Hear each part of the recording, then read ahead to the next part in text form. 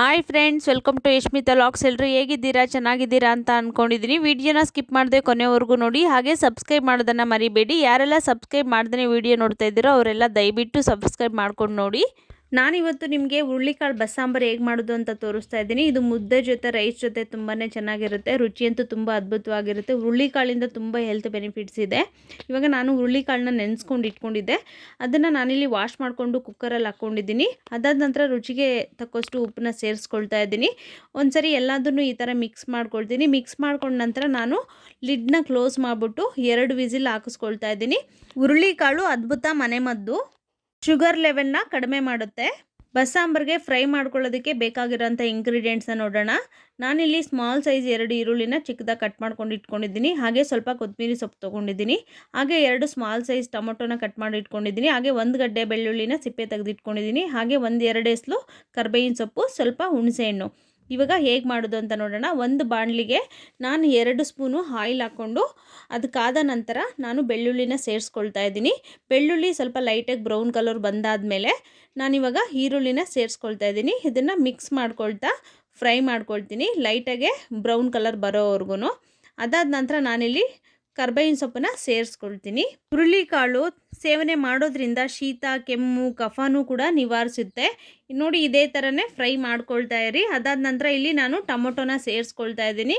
ಟೊಮೊಟೊನು ಸೇರಿಸ್ಕೊಂಡ ನಂತರ ಚೆನ್ನಾಗಿ ಫ್ರೈ ಮಾಡ್ಕೊಳ್ಬೇಕು. ಟೊಮೊಟೊ ಎಲ್ಲ ಚೆನ್ನಾಗಿ ನುಣ್ಣಗೆ ಬೇಯಬೇಕು. ಆ ಥರ ಫ್ರೈ ಮಾಡ್ಕೊಳ್ಳಿ. ಹುರುಳಿಕಾಳು ಸೇವನೆಯಿಂದ ಮಲಬದ್ಧತೆ ಸಮಸ್ಯೆಯನ್ನು ಕೂಡ ದೂರ ಮಾಡುತ್ತೆ. ಟೊಮೊಟೊ ಎಲ್ಲ ಚೆನ್ನಾಗಿ ಫ್ರೈ ಆಗಿದೆ ಸಾಫ್ಟಾಗಿ.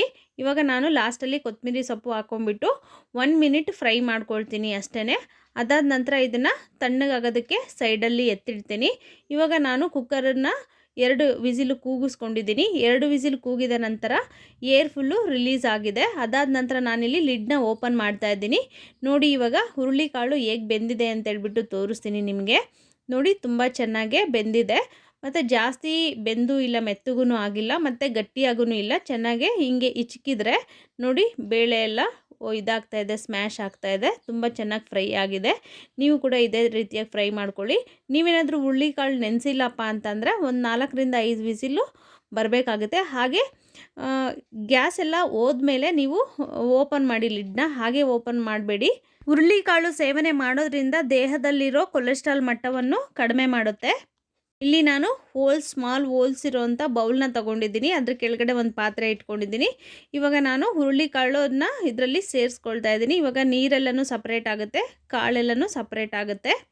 ಸಾಂಬಾರಿಗೆ ನಾನು ಇಲ್ಲೆಲ್ಲನೂ ಫ್ರೈ ಮಾಡಿ ಇಟ್ಕೊಂಡಿದ್ದೆ ಅಲ್ವಾ, ಅದನ್ನೆಲ್ಲದನ್ನು ಕಂಪ್ಲೀಟಾಗಿ ತಣ್ಣಗಾಗಿದೆ. ಅದಾದ ನಂತರ ನಾನಿಲ್ಲಿ ಮಿಕ್ಸಿ ಜಾರ್ಗೆ ಸೇರಿಸ್ಕೊಳ್ತಾ ಇದ್ದೀನಿ.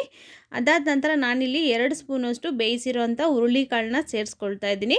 ಅದಾದ ನಂತರ ನಾನಿಲ್ಲಿ ಹುಣಸೆಹಣ್ಣ ಸೇರಿಸ್ಕೊಳ್ತಾ ಇದ್ದೀನಿ. ಆಪ್ಷನ್ ಇದು, ಬೇಕು ಅಂದರೆ ಸೇರಿಸ್ಕೊಳ್ಳಿ. ಇಷ್ಟ ಆಗದೆ ಇರೋರು 1 ಟೊಮೊಟೊನ ಜಾಸ್ತಿ ಹಾಕ್ಕೊಳ್ಳಿ. ಬಸ್ಸಾಂಬಾರು ಅಂದರೆ ಸ್ವಲ್ಪ ಹುಳಿ ಇರಬೇಕು, ಹಂಗಾಗಿ ಹುಣಸೆಹಣ್ಣು ಸೇರಿಸ್ಕೊಂಡ್ರೆ ತುಂಬ ಚೆನ್ನಾಗಿರುತ್ತೆ ಟೇಸ್ಟು. ಇವಾಗ ನೋಡಿ, ನಾನು 1 ಟೇಬಲ್ ಸ್ಪೂನಷ್ಟು ಚಿಲ್ಲಿ ಪೌಡ್ರನ್ನ ಸೇರಿಸ್ಕೊಂಡಿದ್ದೀನಿ. ನಾನಿಲ್ಲಿ ಬಸ್ಸಾಂಬಾರು ಪೌಡ್ರು ಸಪ್ರೇಟ್ ಆಗಿದೆ, ನಾನು ಅದನ್ನು ಸೇರಿಸ್ಕೊಳ್ತಾ ಇದ್ದೀನಿ. 1 ಟೇಬಲ್ ಸ್ಪೂನಷ್ಟು ಸೇರಿಸ್ಕೊತಾ ಇದ್ದೀನಿ. ನಾನಿದಕ್ಕೆ ನೀರನ್ನೇ ಸೇರಿಸ್ಕೊಳ್ತಾ ಇದ್ದೀನಿ. ನೀವೇನು ಬೇಕಾದರೆ ಹುರುಳಿಕಾಳ್ದು ತೆಗೆದಿರೋ ನೀರು ತಣ್ಣಗಾಗಿದ್ದರೆ ಇದ್ರ ಜೊತೆ ಅದನ್ನೇ ಮಿಕ್ಸ್ ಮಾಡ್ಕೊಳ್ಬೋದು. ಬಿಸಿ ಇದ್ದರೆ ಮಿಕ್ಸ್ ಮಾಡಿಕೊಂಡ್ರೆ ಮಿಕ್ಸಿನ ಲಿಡ್ ಓಪನ್ ಆಗಿಬಿಡುತ್ತೆ, ಎಲ್ಲ ಹೊರಗಡೆ ಬಂದುಬಿಡುತ್ತೆ ಮಸಾಲೆ ಎಲ್ಲನೂ. ನೋಡಿ, ಇವಾಗ ನಾನು ನುಣ್ಣಗೆ ರುಬ್ಕೊಂಡಿದ್ದೀನಿ. ಇವಾಗ ನಾನು ನೀರನ್ನ ಕಾಯೋದಕ್ಕೆ ಇಟ್ಕೊಂಡಿದ್ದೆ, ಅದು ಕಾದಿದೆ, ಕುದೀತಾ ಇದೆ. ಇವಾಗ ರುಬ್ಬಿರೋ ಅಂಥ ಮಸಾಲೆನ ಇದಕ್ಕೆ ಸೇರಿಸ್ಕೊಳ್ತಾ ಇದ್ದೀನಿ. ನಂತರ ನಾನು ಮಿಕ್ಸಿ ಜಾರಲ್ಲಿ ಸ್ವಲ್ಪ ಮಸಾಲೆ ಇರುತ್ತೆ ಅಲ್ವಾ, ಅದಕ್ಕೆ ಸ್ವಲ್ಪ ನೀರನ್ನು ಸೇರಿಸ್ಕೊಂಡು ಚೆನ್ನಾಗಿ ಶೇಕ್ ಮಾಡಿಬಿಟ್ಟು ಇರೋವಂಥ ಮಸಾಲೆನೆಲ್ಲನೂ ಮಿಕ್ಸ್ ಮಾಡ್ಕೊಳ್ತಾ ಇದ್ದೀನಿ. ಇದು 1 ಕುದಿ ಬರೋವರೆಗೂ ಚೆನ್ನಾಗಿ ಕಾಯಿಸ್ಕೊಳ್ಳಿ. ಉಪ್ಪು ಖಾರ ಒಂದ್ಸರಿ ಚೆಕ್ ಮಾಡ್ಕೊಳ್ಳಿ. ಬೇಕು ಅಂತಂದರೆ ಉಪ್ಪು ಕಡಿಮೆ ಇತ್ತು ಅಂದರೆ ಉಪ್ಪನ್ನ ಸೇರಿಸ್ಕೊಬೋದು.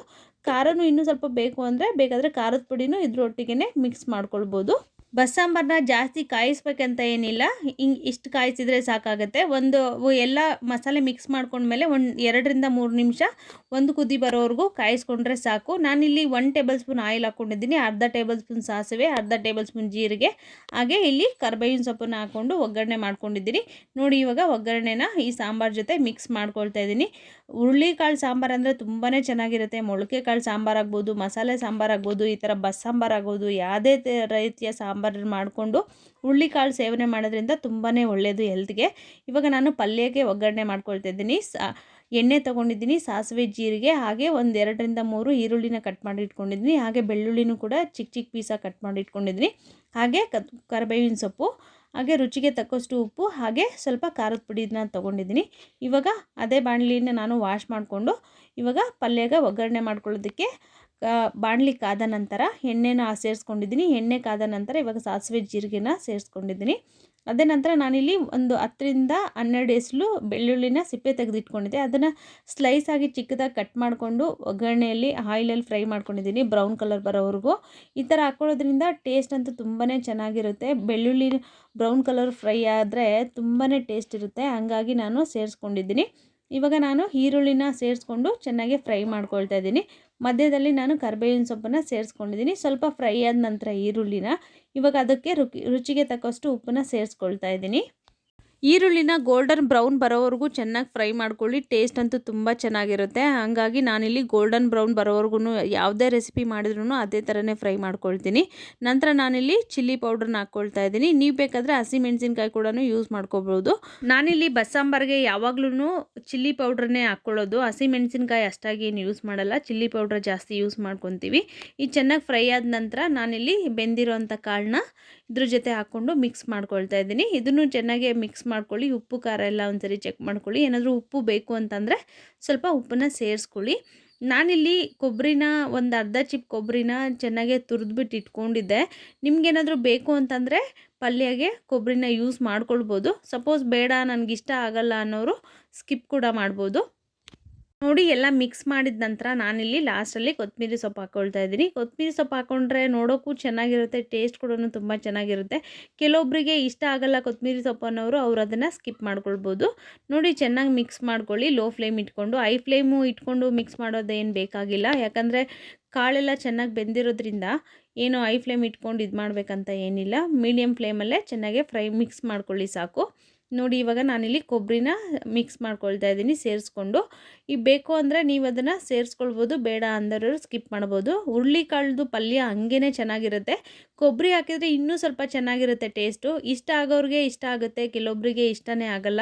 ಹಂಗಾಗಿ ಬೇಡ ಅನ್ನೋರು ಸ್ಕಿಪ್ ಮಾಡ್ಕೊಳ್ಳಿ, ಬೇಕು ಅನ್ನೋರು ಸೇರಿಸ್ಕೊಳ್ಳಿ. ತುಂಬಾ ಚೆನ್ನಾಗಿತ್ತು ಟೇಸ್ಟು. ರೈಸ್ ಜೊತೆ, ಮುದ್ದೆ ಜೊತೆ, ಎಲ್ಲದ್ರ ಜೊತೆನೂ ತುಂಬ ಒಳ್ಳೆ ಕಾಂಬಿನೇಷನು. ನೋಡಿ ಎಷ್ಟು ಚೆನ್ನಾಗಿ ಕಾಣಿಸ್ತಾ ಇದೆ, ಅಷ್ಟೇ ಚೆನ್ನಾಗಿ ಟೇಸ್ಟೂ ಇತ್ತು, ಹಂಗೆ ಹೆಲ್ತಿ ಕೂಡ ತುಂಬಾ ಒಳ್ಳೆಯದು. ನಮ್ಮನೇಲಂತೂ ಎಲ್ರಿಗೂ ಇಷ್ಟ ಆಯಿತು ಹುರುಳಿಕಾಳು ರೆಸಿಪಿ. ನಿಮಗೂ ಕೂಡ ಇಷ್ಟ ಆಗುತ್ತೆ, ಖಂಡಿತವಾಗ್ಲೂ ನೀವು ಒಂದ್ಸರಿ ಟ್ರೈ ಮಾಡಿ. ಲೈಕ್ ಮಾಡಿ, ಶೇರ್ ಮಾಡಿ, ಕಮೆಂಟ್ ಮಾಡಿ, ಹಾಗೆ ಸಬ್ಸ್ಕ್ರೈಬ್ ಮಾಡೋದನ್ನು ಮರಿಬೇಡಿ. ಹೀಗೆ ನನ್ನ ಚಾನಲ್ಲು ನೋಡ್ತಾ ಇರಿ, ಹಾಗೆ ನನಗೆ ಸಪೋರ್ಟ್ ಮಾಡ್ತಾ ಇರಿ. Thanks for watching.